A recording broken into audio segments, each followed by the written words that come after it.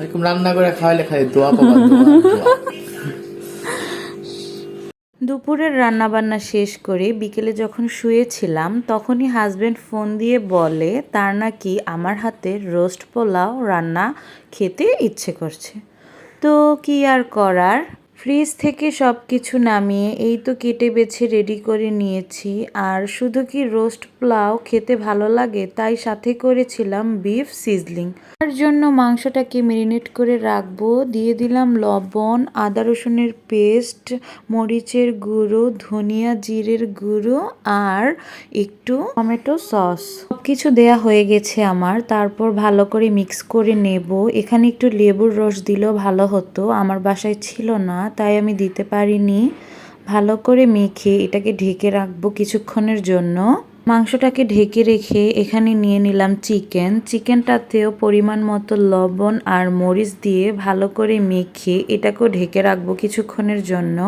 মাংসগুলো ঢেকে রেখে এখানে আমি সবজি কেটে নিয়েছি। সবজির জন্য ইউজ করব ক্যাপসিকাম, ফুলকপি, পেঁপে আর গাজরটা যেহেতু ফ্রোজেন ইউজ করব তাই আর বের করিনি। আর এইদিকে পেঁয়াজও কেটে নিয়েছি।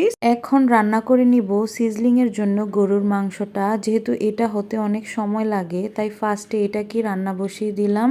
মাংসটাকে ভালো করে নেড়ে চেড়ে ঢেকে দিতে হবে আর চুলার জালটা সামান্য একটু কমিয়ে দিতে হবে যাতে নিচে লেগে না যায়। কিছুক্ষণ পরে ঢাকনা উঠিয়ে আবারও নেড়ে চেড়ে এখানে সামান্য একটু ভিনেগার অ্যাড করতে হবে যাতে মাংসটা তাড়াতাড়ি সেদ্ধ হয়। তারপর চলে আসলাম রোস্টের জন্য মশলা তৈরি করতে। এখানে আমি কাঁচা মরিচ, কিছুটা বাদাম, জয়ফল, জয়ত্রী আর পেঁয়াজ একসাথে ব্লেন্ডার করে নেব।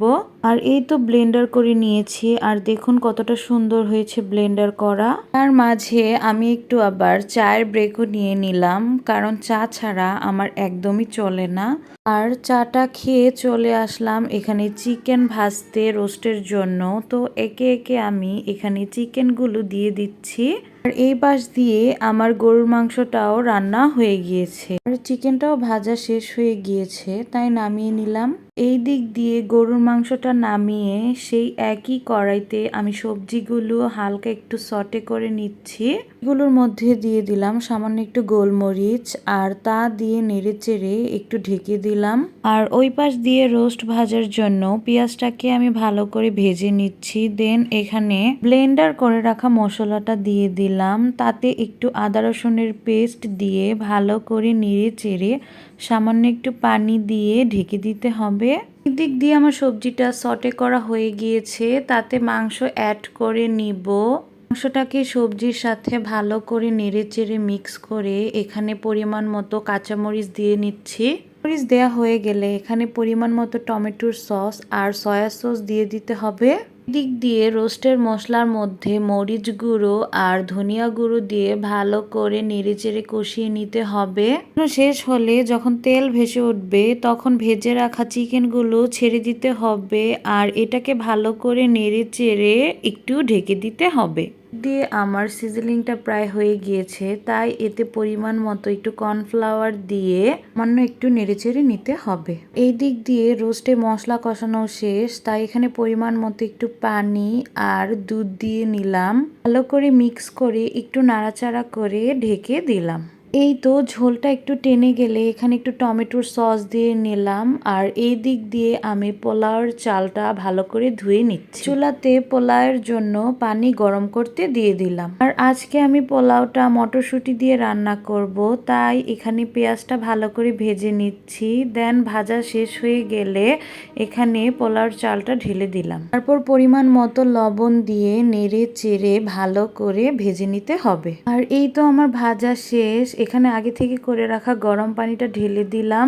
আর আমার পোলাও রান্নাটাও হয়ে গিয়েছে। এতে পরিমাণ মতো ঘি দিয়ে নামিয়ে নিব। আর এই দেখুন সবকিছু রান্না বান্না করা শেষ, টেবিলে নিয়ে এসেছি। এখন সুন্দর করে প্লেটিং করে আমার হাজবেন্ডকে খেতে দিব। আর দেখুন সে খেয়ে কি বলে। যার জন্য এত আয়োজন, বলো কেমন হয়েছে? খায়নি আগে, পোলাওটা মজা হয়েছে। রোস্ট অস্থির। এটা পরে আর খায়নি। সত্যি বলবা? সত্যি রোস্ট অনেক মজা হয়েছে। এই গরুর মাংস দিয়া হ্যাঁ এরকম হয়েছে না। তুমি রান্না করে খাওয়াইলে খালি দোয়া পাবা, দোয়া, দোয়া।